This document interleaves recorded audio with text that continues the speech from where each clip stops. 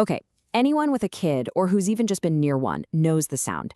That unmistakable, super colorful, super energetic world of Cocomelon. And let's be honest, it can feel like a total sensory overload. But what if I told you that none of it, not a single note or color, is random? Today, we're going to pull back the curtain and decode the secret formula, the actual science behind these songs. Honestly, if you just listen to the raw source material, it sounds a lot like this, right? It's a jumble. Disconnected phrases, animal sounds, song fragments. It's all so bright and so loud. For an adult brain, it's a lot. It's totally overwhelming. So you have to ask, what is going on here? Is this just a random blast of sights and sounds designed to hypnotize toddlers? Or is there a deliberate, almost scientific method to this madness? Well, let's peel back the layers and find out. So, where do we start? Well, our investigation kicks off with the first and maybe the most powerful clue in the whole formula: repetition. But trust me, it's way more sophisticated than just hitting repeat on a song. The real trick here is something we can call repetition with variation. You see, the goal is to create a pattern that's super predictable, something a little kid's brain can latch onto easily. But, and this is the key, you introduce tiny little changes each time. That keeps it from getting boring, while still giving them that comfort of knowing what's coming next. The classic song Bingo is the perfect example of this in action. The first time through, it's totally straightforward. It sets up the whole pattern by spelling out the name, nice and clear. B-I-N-G-O. And then the variation kicks in. On the very next verse, the letter B is gone, and in its place, a clap. The melody, the rhythm, the structure, it's all identical. Only one tiny thing has changed, and that sets the expectation for the rest of the song.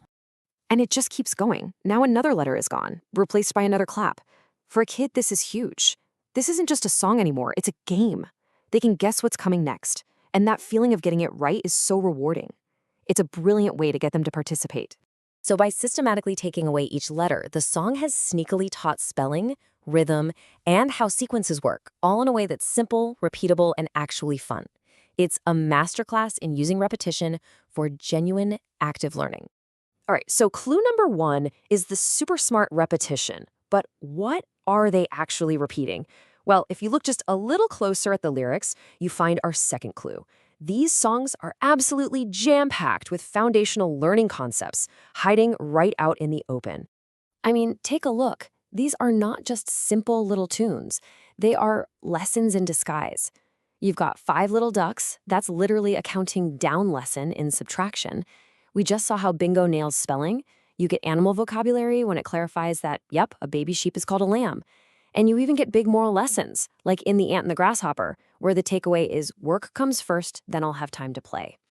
And the scope of this stuff is just vast. A single video isn't just teaching one thing.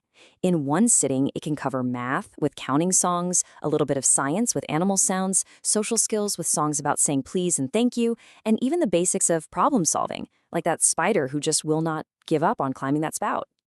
This leads us right to our third and final clue. See, it's not just about repeating facts and lessons, it's about wrapping them up in these tiny, self-contained stories. These micro-stories are amazing because they model emotional journeys and problem-solving in a way a kid can actually grasp. Let's go back to The Ant and the Grasshopper. It follows this perfect 4-step story arc. You get the setup, grasshoppers having fun, the warning, the ants are working hard, the conflict, uh-oh, winter's here, and then the resolution, where the ants share their food and the lesson about hard work really sinks in. It's pretty complex moral, but it's delivered in this super simple, digestible package. And here's the really clever part. These story structures, they're basically templates. They're reusable. Just look at the parallels between 5 Little Ducks and 5 Little Speckled Frogs. Both start with 5. One by one, they disappear. It's a countdown. By using the same story skeleton for different songs, it actually lowers the mental effort for a kid, making it way easier to absorb the new information, whether it's about ducks or frogs. And you know what else these stories do? They're incredible at modeling emotional growth. Take this one, for example. The baby bird is too shy to fly. But what happens? Through encouragement and finding its own voice, literally, by singing, it gets over that fear.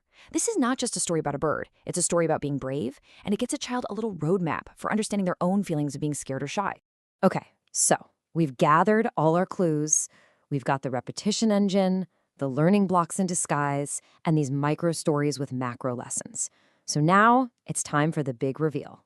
Let's put all the pieces of the puzzle together and finally decode the Cocomelon formula. And here it is. This is the secret sauce. What looks and sounds like total chaos is actually a highly engineered system built for maximum engagement and learning. It's all about systematic repetition with tiny changes. It's about embedding real learning into everything. And it's about using these simple, reusable stories to model feelings and always end with a positive outcome. It's powerful, and you have to admit, it's brilliantly effective. Which leaves us with one last question for you. We started this whole thing seeing it as just a jumble of noise, right? But now that we've decoded the method, now that you're in on the secret and can see the intricate structure hiding just beneath the surface, can you ever really listen to these songs the same way again?